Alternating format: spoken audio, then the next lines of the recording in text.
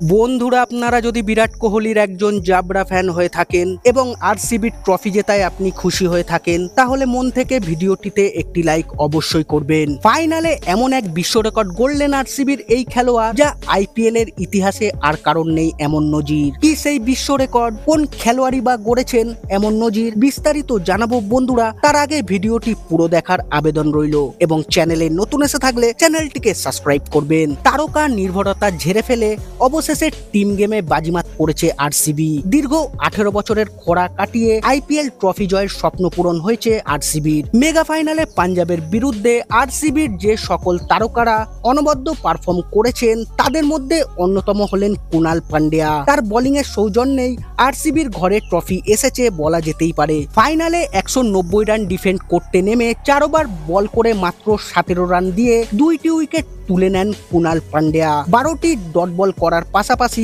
একটি অনন্য নজিরও গড়ে ফেললেন কুনাল। এই পারফরমেন্সের সৌজন্যে আইপিএল 2025-এর ফাইনালে ম্যান অব দ্য ম্যাচ নির্বাচিত হয়েছেন কুনাল পান্ডিয়া। এর আগেও 2017 সালে মুম্বাই ইন্ডিয়ান্সের খেলার সময় আইপিএল ফাইনালে ম্যাচের সেরা হয়েছিলেন কুনাল পান্ডিয়া। আইপিএল এর ইতিহাসে প্রথম খেলোয়াড় হিসেবে 2টি আইপিএল ফাইনালের সেরা প্লেয়ার নির্বাচিত হলেন কুনাল পান্ডিয়া। এমন অনন্য রেকর্ড গড়তে পেরে খুশি এই তারকা ক্রিকেটার।